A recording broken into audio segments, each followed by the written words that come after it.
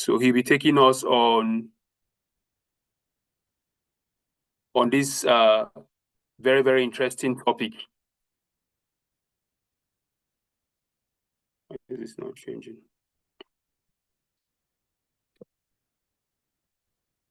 Excuse me, my screen is frozen on this page.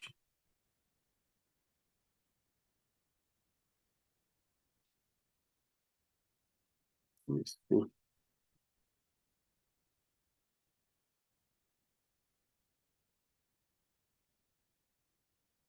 Sorry, I want to stop sharing and try sharing again. My screen happens to be frozen on one page. I don't know why. Let me see. Screen share. Okay, so screen share now. Share again. Please confirm you can see my screen. Confirm, you can see your screen. Okay, let me see. It's not changing.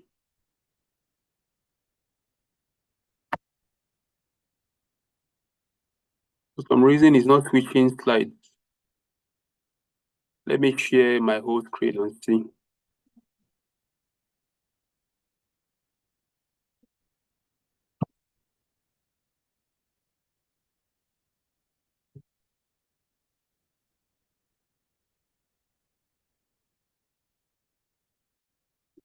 The screen wasn't changing, so I'm trying to see, try to share again. Let's see if it will work better now.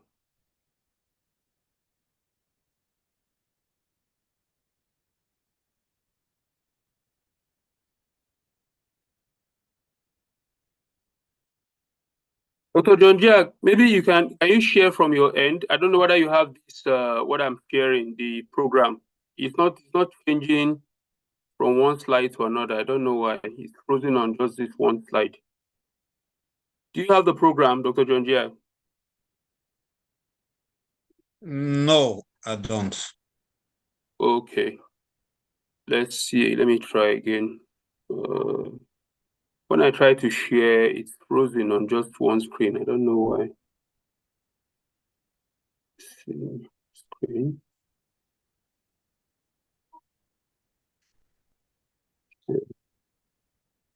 Okay. Frozen on just the first slide. Let me change to the second slide so that I can just use it that way. Let me see. Okay. I'm trying to share again and see if it will work well this time around. Share screen.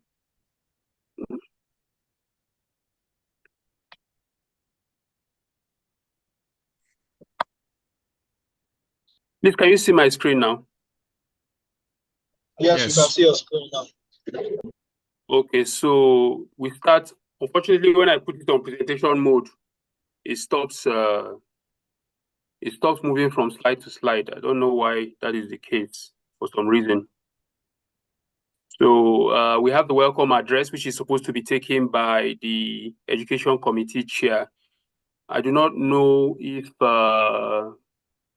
Elder Joseph Gbagbike is on the call. He's the Education Committee Chair. Let me see, is he on the call? Elder Joseph Gbagbike. Apparently he's not on the call. All right, so I'll just do that myself since he's not on the call. So welcome everyone to... Hello, Dr. Rani.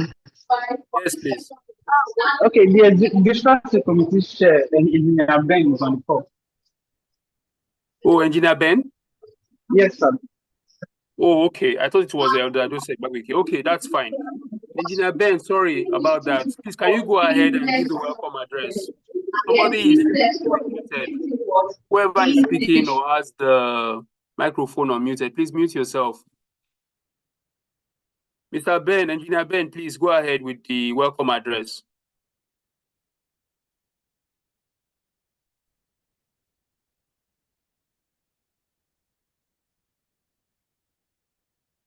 Engineer Ben, are you there? Yes, I am here. Good evening. Yeah, please, Can sir, you go hear? ahead with the welcome address. Yes, we can hear you. Okay. I want to, good evening, everybody. I want to, Good evening. yes, I want to officially welcome everybody who have had the time to register and attend this knowledge sharing series on behalf of the president, Mr. Tolu Olubawon, and the secretary and other ESCO members and the advisory committee to this fourth knowledge sharing series for today, 2nd November 2024. So you are welcome, everybody, and the meeting is declared open. Do I need to read any other details again from all this stuff? No. That's okay, all. thank you so much. Okay, thank you. All right. So I'll just quickly run through Dr. John Gia's profile. So Dr. John Gia, PhD, is a seasoned expert with over 25 years of specialized experience in health, safety, environment, HSE management, particularly within the energy, oil, and gas sectors. His career, which spans both onshore and offshore operations, has been primarily shaped by his long tenure at Shell Petroleum Development Company, SPDC, and Shell Nigeria Exploration and Production Company, SNEPCO, including international assignments in Shell Gabon, and PEC-10 Cameroon Company, Douala, Cameroon. Throughout his distinguished career, Dr. Gia provided senior-level HSE leadership, contributing to the safe design, commissioning, and operations of significant assets like the Carton Channel, Okoloma, and Baran Ubi gas plants, Afam Power Plant, and the landmark Bonga FPSO major turnaround maintenance project, which remains one of the largest in Nigeria. He held key positions such as Head of Production HSE at SPDC, HSE Manager at PEC-10 Cameroon, Head of Operational Safety at Shell Gabon, and Operational Safety and Environment Manager at SNEPCO. In these roles, Dr. Gia oversaw more than 31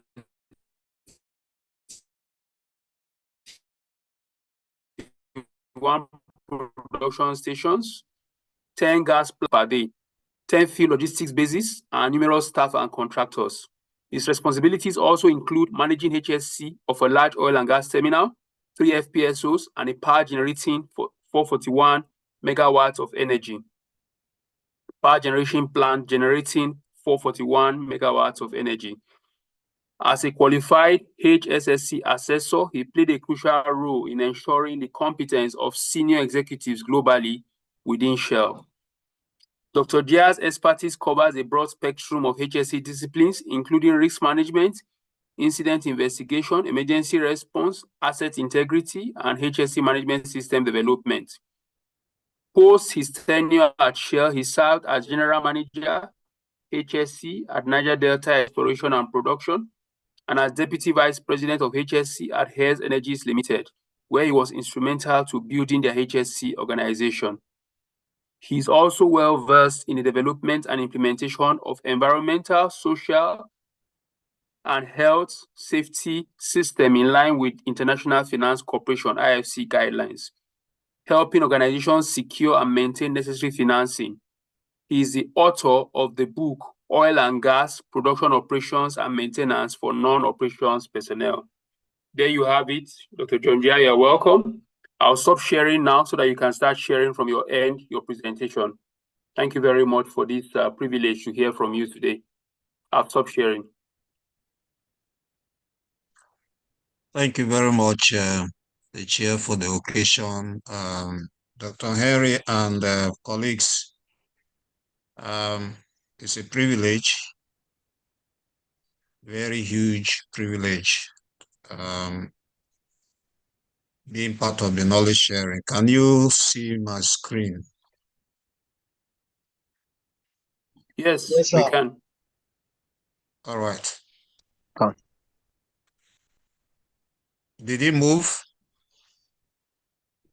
Yes, sir, it's moving. Yes. All right.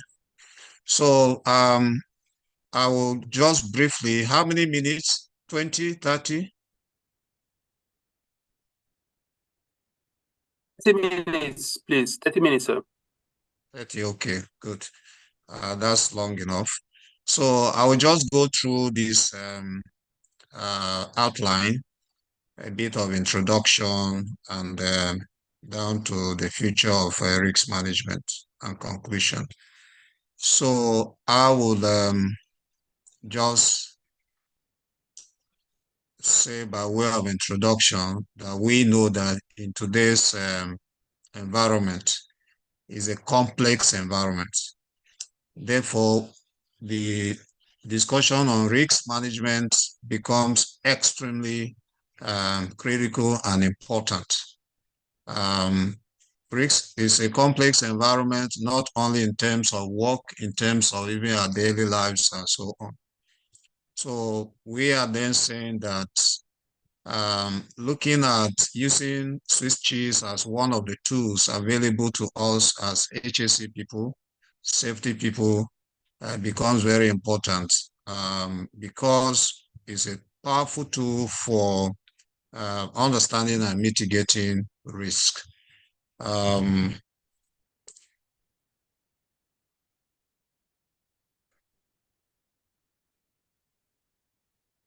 Okay, so what do we mean by risk management? Again, I assume that we are all in it already and we know what risk management is. But by way of just refreshing our memories, I have stated here that the risk management is a systematic process of identifying, number one, assessing, number two, and mitigating threats. So we identify, assess, and mitigate threats or even uncertainties that can affect your organization. It can be organization, a system, or an activity, products, and so on. So we look at the likelihood of and the impact of what that hazard could cause and what the risks will lead to, and then developing strategies to make sure that we minimize or completely eliminate, and then also help us to monitor the corrective measures that we have in place. By way of broad application, I have just stated here that risk management, because we have already talked about the environment being complex, there are all kinds of things that are happening within the environmental space. Environmental space, I'm not talking just about the natural environment. I'm talking about our businesses, our homes, our academics, and so on. So I said that we have to manage risks. So we have operations risk, we have asset impairment risk, we have competitive risk, and here is where your environment, the organization is operating, looks at the value that they are creating and whether that value is going to be eroded or they will lose significant revenue. So it is also an aspect of risk management where organizations usually will look at. Asset impairment risk is where we have a situation where the company loses a significant portion of its own assets. What is the likelihood that the value or the cash flow, future cash flow will be lost? Is an area of risk management that a reasonable organization would like to take a look at. And then the franchise risk. There are several of those franchises that, if there's anything like that, that we were aware of. Today, we hardly hear about them. What has made them to disappear? Again, is an area that usually a business would like to look at. So effective risk management, therefore, is the identification of risks where the organization will sit down and thoroughly assess his own business to uncover potential vulnerabilities. This is what constitutes for me an effective risk management. So proactively, the organization developed a system, developed strategies to address those vulnerabilities that have been identified as part of its organizational growth. This is familiar. I hope you are seeing the next slide, the 5 steps of risk management process. Yes, we have. Yes, please. All right. So on the right of my screen, I have the cycle, and it's going anti-clockwise. So for risk management process, I have to, the organization or those of us who are involved, we have to help our organizations to identify our potential risks, whether it is in manufacturing or in trading or in looking at our softwares and anything at all. We identify potential risks. Then we analyze the risks that we have identified. What is this risk about? What is the extent? Evaluating the risk comes next.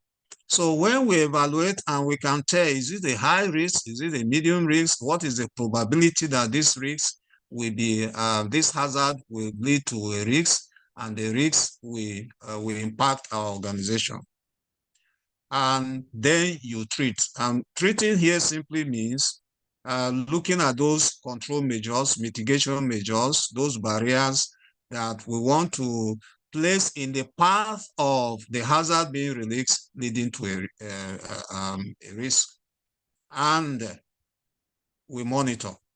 So if we decided we're going to train people, we need to monitor to find out, did that training work? Is it effective compared to the risks we identified? Was this training able to prevent the risk that we identified? So this is what, in a nutshell, for me, is the process for risk management. So then this leads me to the application of Reason's Swiss cheese model. And I usually would like, I took a lot of time, all the time that one worked. Every time we studied, we applied Swiss cheese model and so on. And I had no clue how this thing came about. So most times now, when I'm talking about it, I like to go to the beginning and show a picture to say that the origin is from Switzerland, and that's why it's called Swiss. And where is the source? It's from cow milk. And interesting, the man called Emantor was the originator of the Swiss cheese model. So it is able to stay for long, 2 to 18 months, depending on the variety. So, and what is peculiar about it, it is because it has these holes. So Professor Reason was the one that proposed this model using Mr. Emantor's Swiss cheese. And he simply said that Swiss cheese model of accident causation is a model that is used in risk analysis and risk management. And it is in all areas of the industry, whether it is safety, whether it's healthcare, whichever one. We'll see 1 or 2 examples, even computer security. My experience has shown, and I have worked with certain students who were developing softwares. And it was amazing that we could apply this system in order to identify vulnerabilities around the software. And they had to design their softwares in order to take out applying a hierarchy of controls, even in software development.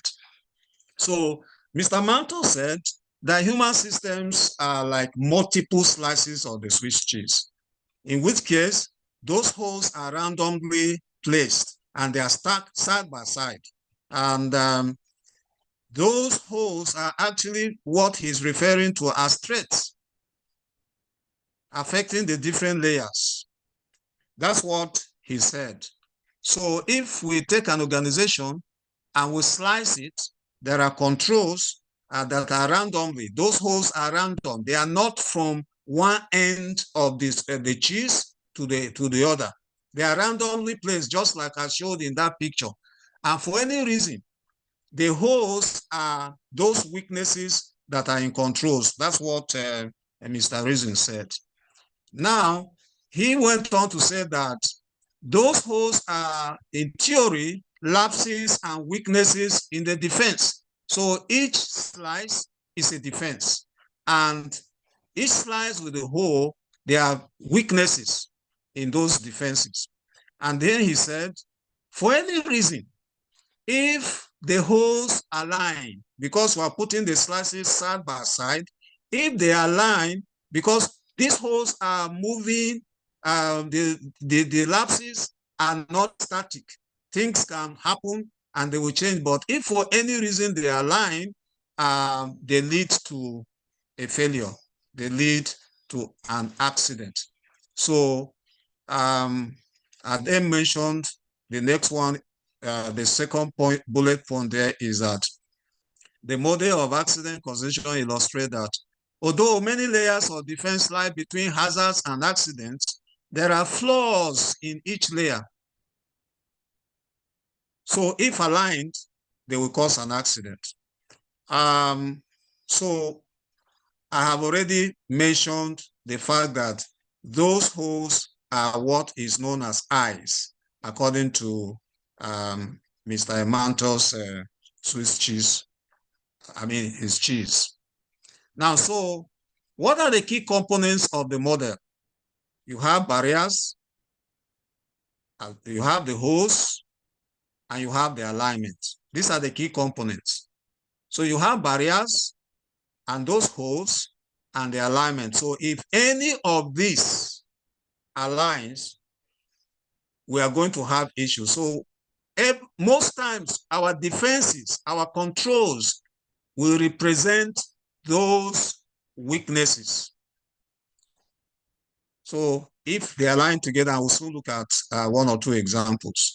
So the reason says, if we understand this, if you look at our plate here now, our plate on the left, we can see that the cheese, they have holes and they are not equal.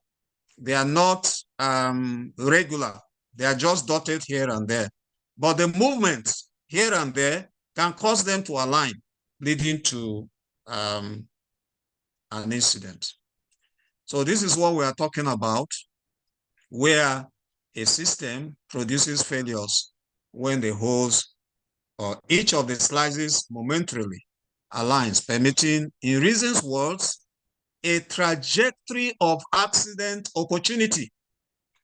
So the hazard pass through holes in all the slices leading to failure. For time, let's move on. So key things about the Swiss cheese. Two principal and key things. We have the issues around the latent failure and the active failure. Latent failures and active failures, let me define them quickly so we can apply. So the model includes active and latent failures. So what do we mean active failures?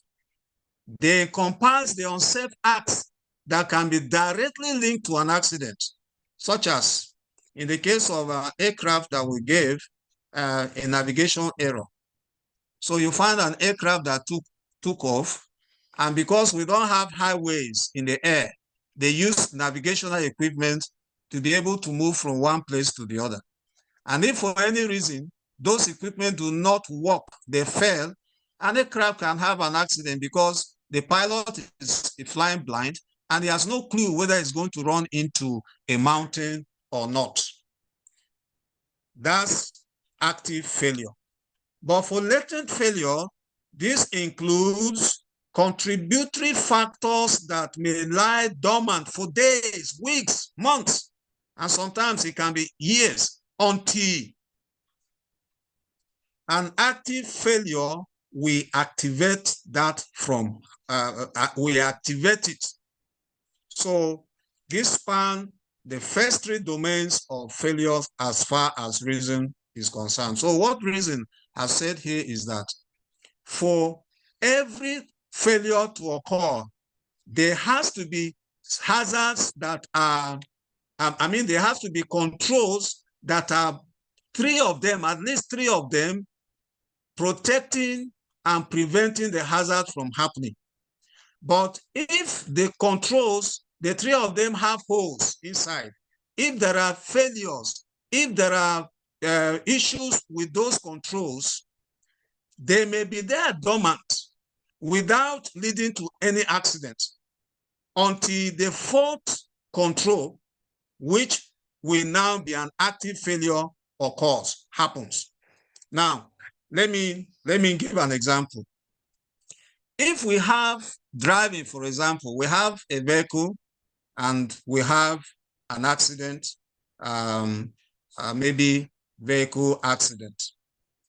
So you have your car, and yeah, you know that the tires that are supposed to be a barrier, they are not looking too good. One of them is worn, but we say that, well, there's no money, things are difficult. Let's just wait a little bit. Let me wait a little bit until end of the month where I have money.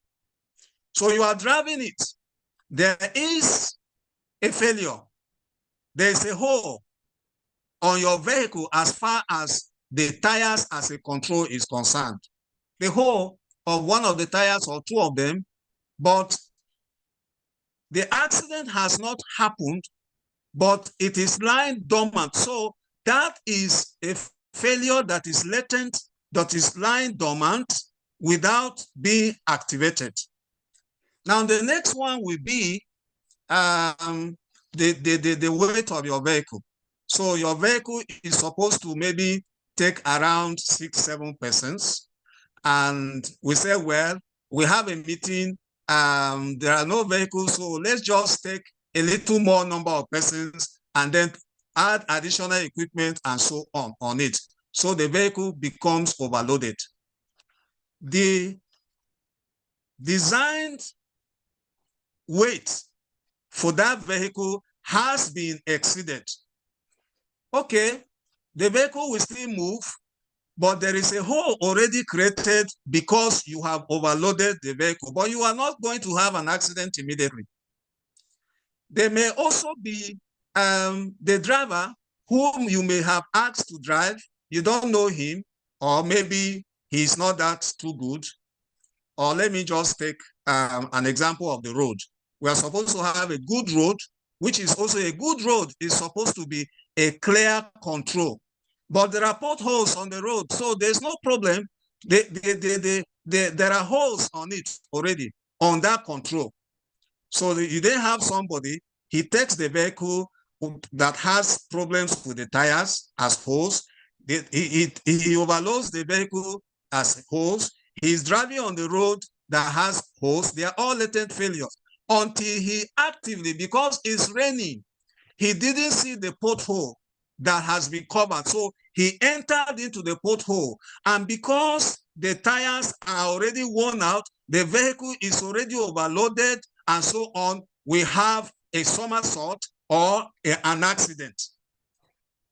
We had latent failures waiting, but the active failure becomes driving into a pothole that he didn't see. So the holes now are lying from beginning to the end, leading to an accident. So this is what Mr. Reason's theory was all about. First three, we have to be latent failures, and the last, at least one of the last one must be an active failure that is directly linked to the situation that has led to the accident. Let me now move. So this is an example here. An example more on a latent failure is using this switches is the fact that we have a trigger. We have a trigger. Now, or the hazard. we have an organization that says, okay, an HSE policy is a control, is one of the controls. That HSE policy has stated the things that have to be done. But it has holes because when the HSE policy says that PPE will be provided, or senior management will provide the funding that is required, or senior management is going to train and so on, they have not done all the things that they need to do in order to realize the objective and the intent of the organization. So the policy has holes already. So responsibility shifting as a whole in the organization. So the profession is that you are going to have competent mechanical engineers. But instead of those responsibilities assigned properly, you know, they are assigned to other persons and so on, a hole has been created. Then you have people who, you have a team that is implementing a system that are inadequately trained.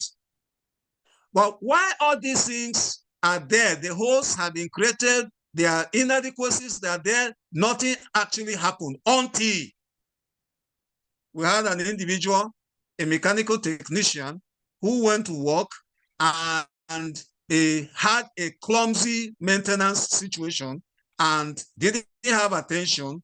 And then that active failure triggered the chain of reactions all the way, leading to an accident. Now, let me look at a particular example for medicine here.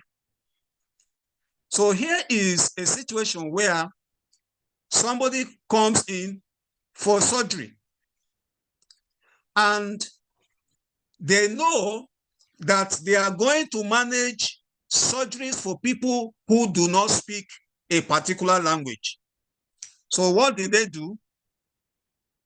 They said that the first day that the individual comes into the hospital, education will be provided. On the first day. Hello? Are we together? Can you hear me? Yes, sir. Yes, we can. All right. We can hear you, sir. Okay, so we then have training, and what was the hole there? It was a new equipment that was never in service. So they didn't train anybody. The new equipment came in, they didn't train anybody. But of course, nothing happened because they have not yet put the equipment in place. They also had policy, and the policy was that band must be used instead of marking. So you have to have a band instead of marking on it. But what did they do? They didn't use the band instead of the marking. They marked instead.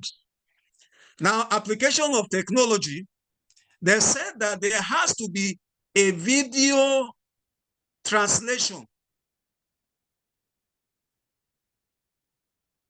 But what did they do? They didn't use that. Communication was going to be the fact that the family does not speak English. And therefore, video translation was supposed to help so that they can see pictorially what was going to happen. Not use phone. That again created holes. And then the checklist. So what then happened? They didn't follow all those, and they had a surgery that was a wrong surgery. So this is more about latent failure and active failure again. Finally, let's put everything we have been discussing in this picture. We want to do maintenance, a little bit of more complex thing here. We want to do a maintenance in order to maintain our effective barriers. Maybe because some of us have been in the oil and gas, you can use that even in construction, anywhere. And we have hazards, that can lead to undesirable outcome. So what are those controls in place? Documentation, process safety information, permit to work, process isolation, and so on, as part of what has to happen. The first one there that you saw on the first one there, we say operating procedures, staying within our operating limits. So we have, if we have a facility, so if we go to a normal, even in power plants, you will always have a control room. And the control room is going to show you your alarm limits. If it is temperature, if it is pressure, whatever, it will show you the low and the high.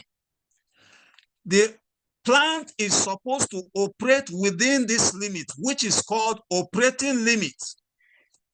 And it is done in such a way that if you have your temperature going above the high level, it is supposed to give you an alarm and there's supposed to be an action. But if the high alarm and the temperature probes are not working, already we have a hole.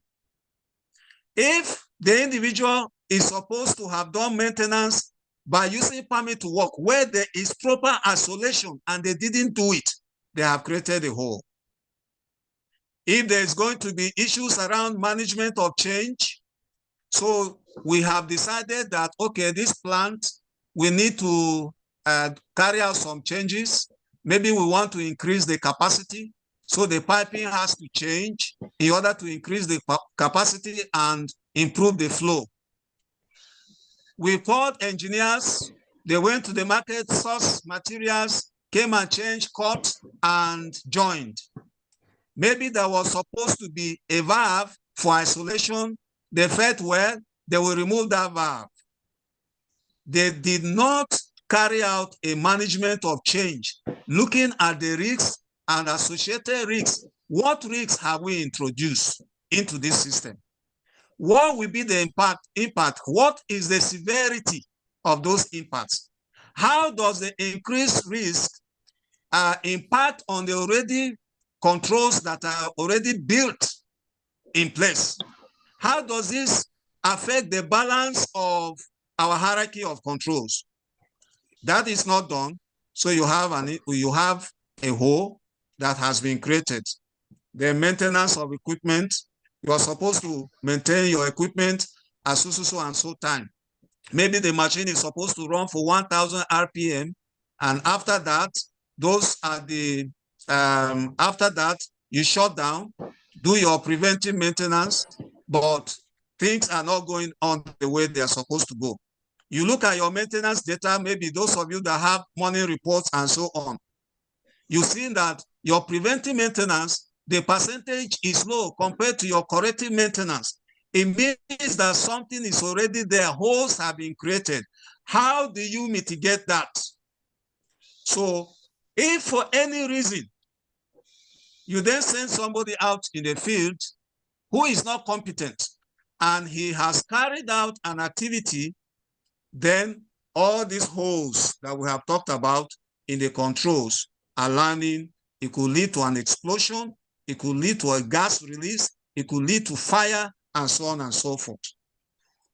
Therefore, I have just tried to demonstrate that this is very, very important.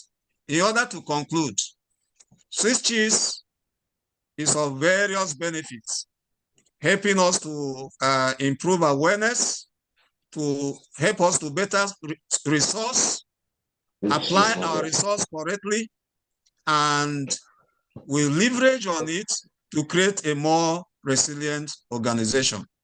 So what are the challenges? There may be resource issues. Organization may resist because it's a process that has to be very strict. So the organization has to recognize those challenges. For this to work, there has to be training.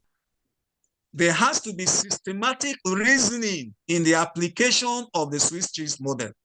Otherwise, you can be doing things left and right without necessarily applying them in such a way that it will give you a logical assessment of the system and eventually leading to an incident. So I've simply tried to close by saying that the future of risk management, we have evolving technologies and all kinds of things are happening, and even Swiss cheese model will be affected. So we said that it's important to leverage on Swiss cheese model, and it is essential. Identifying risks and implementing the controls, an organization can maintain safety. Thank you. Thank you very much, Dr. John Gia, for this very insightful presentation. We appreciate the gesture of taking out the time to put this together for this knowledge sharing series. We are now at the point where we have a Q&A session, questions and answer or comments. If you prefer to use the chat feature, you can drop your questions in the chat, or you can just simply signify by a raise of hands, and then we can give you the floor to ask your questions. So now is the Q&A and comment section. The floor is open.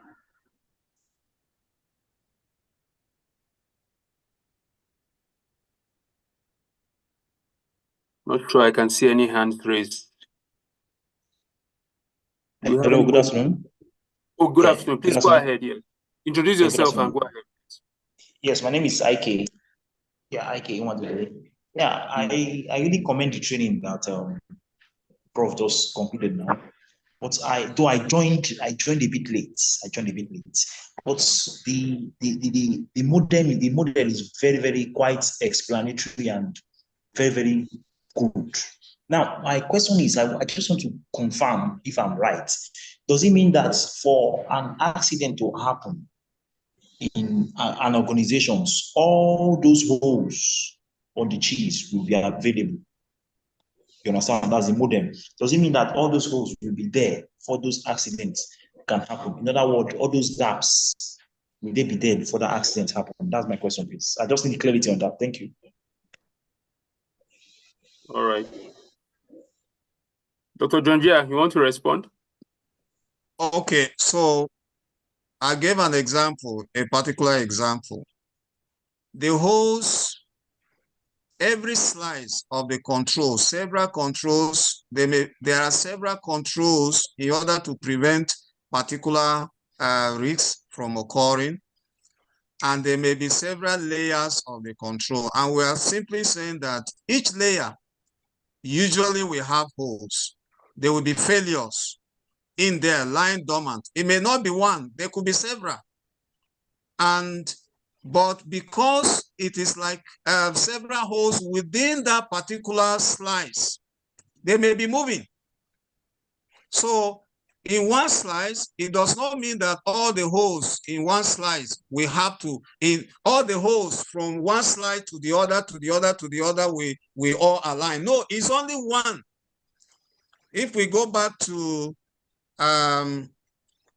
incidentally, my slides are not moving again. But if we go back to the model, each slice has holes here and there. Each of the slices, they have holes here and there. And they are not static. So activities are going on. People are coming across the failures and they are seeing it, but they say, well, is there nothing is happening and so on. So that's why many organizations have hazard hunts, because they are lying everywhere. So it only takes one hole, one failure, to align with the other failure in the other control, and align with the other failure in the other control, and align with the other failure in the other control, and with an active failure, creating one single line of failure.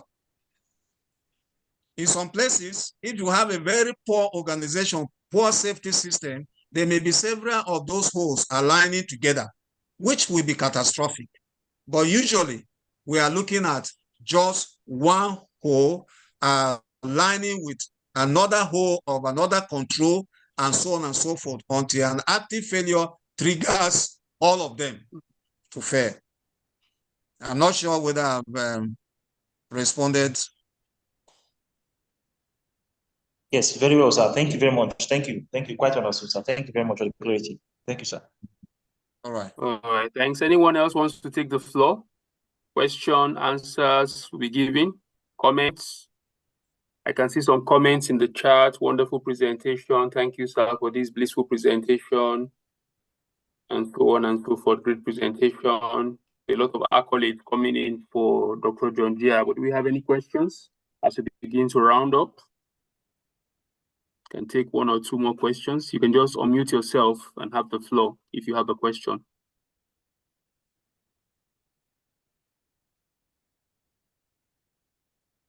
All right, in the absence of any more, Dr. Tunja, you can stop sharing so I can share the program once more. Oh, thank you. Hello. Dr. Tunja, Hello. you can stop sharing. Okay, thank you. Yes, please go ahead. Go ahead. Whoever is that, introduce yourself and go ahead with your comment. I'm Engineer Felix Esemuza. All right, thank you. Go ahead, please. Yes, yes, engineer. Yeah. I actually enjoyed the presentation too, even though I didn't start early.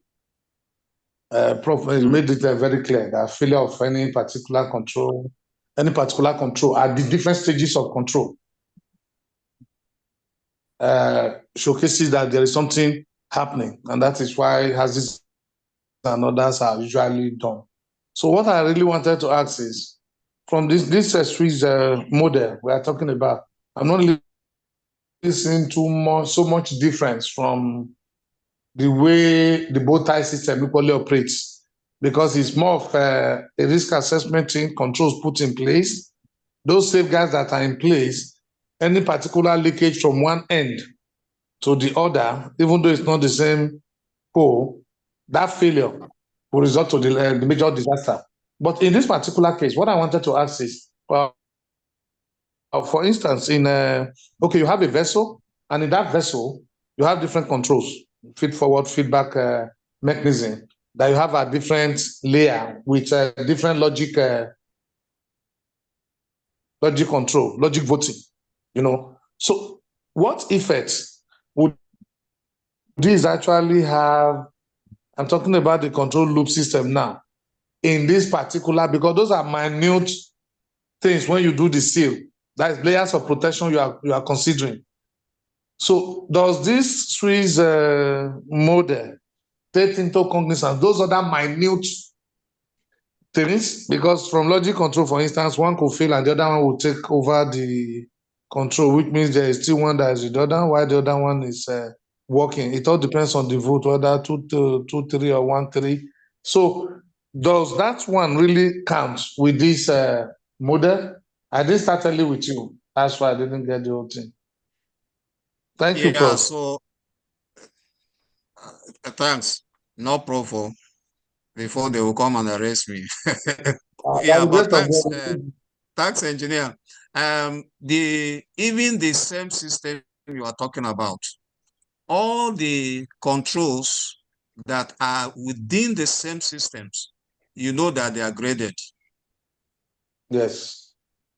They are graded in such a way that if at any point anyone fails, like you have mentioned, the other one that should take over is also part of the control. So your active failure then will be where the various layers have failed, and the one that is supposed to take over has a hole in it. In other words, it is not effective, and it fails. That becomes an active failure, leading to that system to fail. So the Swiss cheese model is applicable even in this same system that you are talking about. Because where you have a system that has several layers of controls, those layers of controls means that each of the control, you are supposed to have a performance standard for it. That performance standard is saying, for this control to effectively work, you are going to perform A, B, C, D, E, F, depending on what the performance standard of that particular control is. If you are supposed to do 2 activities for that aspect of the barrier and you did not do it, it means that you have created a hole already. So, because they are all graded, and the last one is the one that is supposed to kick in to manage the failure of the other ones that shouldn't have failed, and it fails, you are going to have an incident. So Swiss cheese model applies even in this case. Now, lastly, when you talked about, how do you call it? Bow tie. Bow tie. I love bow tie. Yeah. I've used bow tie time and time again in developing of the HAC cases. Even in bow tie, Yes. you have the application of Swiss cheese. Because in bow tie, you are also looking at the line of sight between a threat and a top event, and then the Yes. consequences. Now, but Yeah. you have your controls, which will be hardware barriers and so on and so forth, aligned on the path of that threat to prevent it from leading to a top event. Now, but each of those Yes. controls, they also have what you call performance standards. And those performance standards may require a maintenance program for it to continue and so on. So you are going to define your performance standards for that equipment. Again, once one of those performance standards are not done, you have your hole created. So that control becomes ineffective along the path of that threat leading to a top event. So bow tie combines all kinds of studies and logic, including the switches. So usually, if I'm going to explain that, I usually combine the two together, because you cannot talk about failure of controls, failure of preventive controls, and failure of recovery controls without actually talking about the Swiss cheese model. Thank you. Okay, hello, sir. Hello? Hello. Yes, sir. Yeah, hello. Yeah, well done, sir. Yeah, quick one. IK speaking, IK. Sir, I just, 1 or 2 questions from just, sorry for the time, sir. Now, number 1, with the cheese modem in mind, you know, with the knowledge of the cheese modem, how can we bring it to our community, like in Lagos State, where we've been having collapsing of buildings? How can we bring that into perspective so that it can help us to work out, to reduce or to reduce the numbers of collapsing of building? Number 1. Number 2, in one of your slides, you said there was one particular hello? Excellent. Okay. Number 2, in one of your slides, yes, I can hear you. There's a particular a slice of the modem you wrote there. You wrote stock, not stick. Can you explain that, sir? These are my 2 questions, sir. Thank you. I wrote what? You wrote stock, not stick. There was a particular slide of your part of the slide you were giving us for the You wrote stock, that's TALK, not stick, TICK. Can you explain what that really means? Because I'm looking at it from 1 or 2 perspectives, but I needed you to just throw more light on that, sir. Thank you, sir. I don't know how much time we have, but the first question that you mentioned, collapsed buildings. We had already shown from the beginning of our presentation that the Swiss cheese model can be applied in any system at all. Why do we have collapsed building? What do we have there? There are already an organization with controls in place. The first one will be your design. And even before your design is supposed to be in place, you would have carried out soil tests, your geotechnical test, for you to know the kind of structure that you are supposed to have. Then your design comes in, your structures come in, and the competencies of all those people come in in order to design structures that are fitting for the particular environment you want to build, and the purpose for which that building is going to be in place. And these are a couple of controls already. The other control that you have in place is the approver. How is the individual that is supposed to do the approval, how competent is the person? Is there corruption?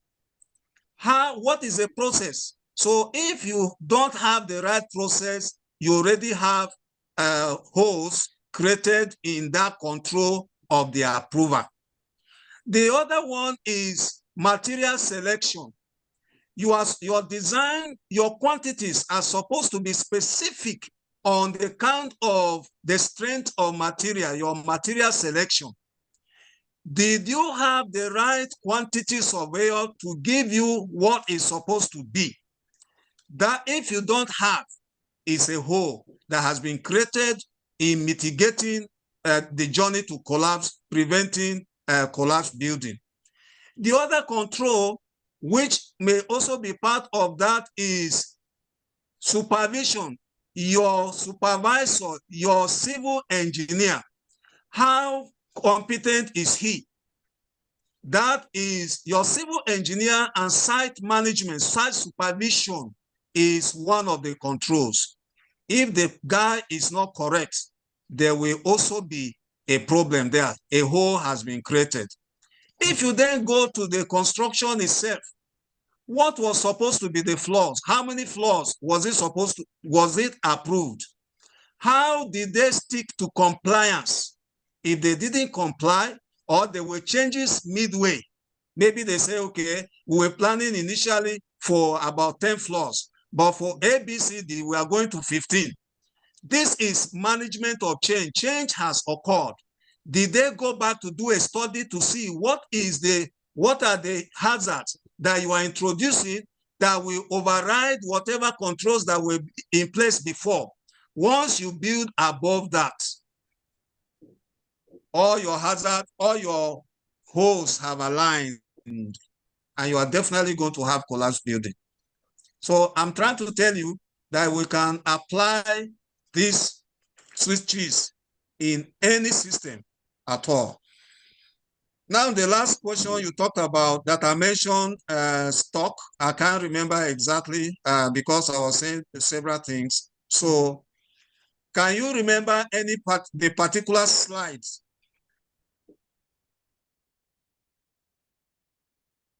Talk, Dr. John Jia.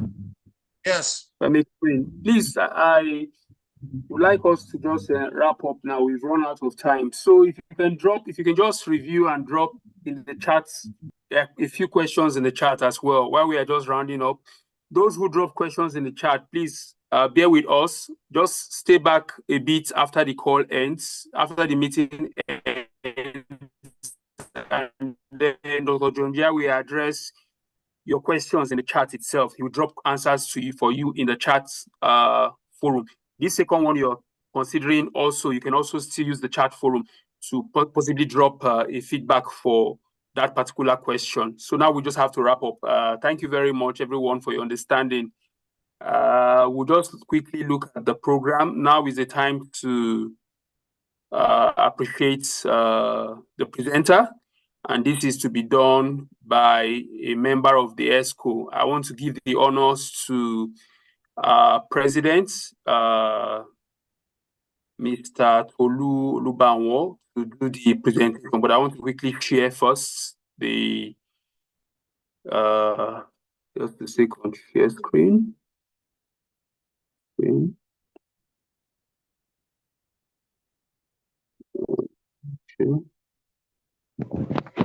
Let me know when you can see my screen once again. Can you see my screen? Yes. It is able President Tolu Olubanwo. It was the honor of making this presentation to Dr. John Jia. Thank you. Yeah, our presenter for this laudable knowledge sharing series, Dr. John Jia, on behalf of ASSP Nigeria chapter, I wish to present these certificates to you. Thank you so much for your time. We still look forward for more knowledge sharing from your end. And thanks to everyone that participated. We had about 72 participants. That's awesome. So on behalf of ASSP, please accept this. Thank you. Thank you, sir. Thank you very much. Thank you. Response from Dr. John Jia, acceptance response as well. You want to give a comment? Thank you very much for the honor permitting me to share, Mr. President, the ESCO, and members on the call. I'm grateful. I'm really grateful. Thank you. You're welcome, sir. All right, so we quickly go to the next item on the agenda, which is updates. We have our secretary on board, Mr. Bumi. Are you on the call to give the updates from ASSP Nigerian chapter and ASSP Global? If he's not on the call, I would like to beg again our president to do the honor of taking this sixth item on the agenda. Mr. President, please, updates from ASSP Nigerian chapter. Yeah, dear professionals, we are getting ready for our PDC next year. And incidentally, the presenter is the chairman of the speakers, the keynote speakers and presenters for the PDC. So we'll be coming back to you at one time or the other very soon, so that we can hold you on the same page, so that we can prepare for our PDC next year. And any other thing, we'll still be putting up on our students' competition. We'll still get back to you on that one too very soon. So just be expecting more update from us with regard to our forthcoming annual conference. Thank you and God bless you. Thank you very much, Presido. We now will welcome our chairperson for the Educational Committee once again, Engineer Benjamin, to give the closing remarks. Engineer Benjamin, please go ahead with the closing remarks. Thank you. Engineer Benjamin, how are you? Are you on the call?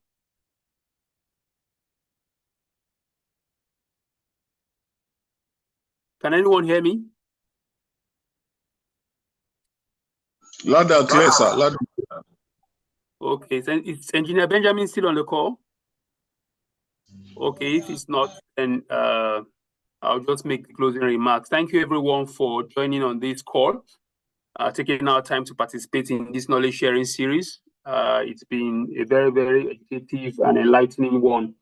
And we thank our presenter also for the privilege of hearing from him and acquiring knowledge from his great wealth of experience. Thank you very much, everyone. We'll now quickly put on our cameras for those who are in a position to do so that we can quickly take a picture or two. Let me see, quickly stop sharing. Stop share. Okay, so we can put on our cameras for those who are in a position to, while I quickly take screenshots of our. All right, I'm taking the first screenshot now. Bear with me. One. And I'm taking the second one. Two. The third one. Okay. Very few cameras are on. Third one. Okay, thank you very much, everyone, for participating. With this, we've come to the end of our knowledge sharing series for today. Appreciate your taking our time to join, and see you in the next session, which will be coming up hopefully very soon. Do have a pleasant rest of your evening and enjoy your weekend, everyone. Bye. People are asking for the material. Can we send to you to share? I equally ask for the material. Okay. We'll send to the secretary. He will know what to do. Exactly. The I'm not a secretary. member, for instance. I'm not a member, so I equally ask the question there. How do I join?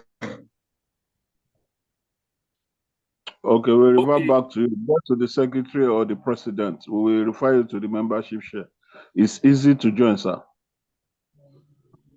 No problem. I just sent the question, so my email is already there when I registered. Felix It's Isimuze. That's my name.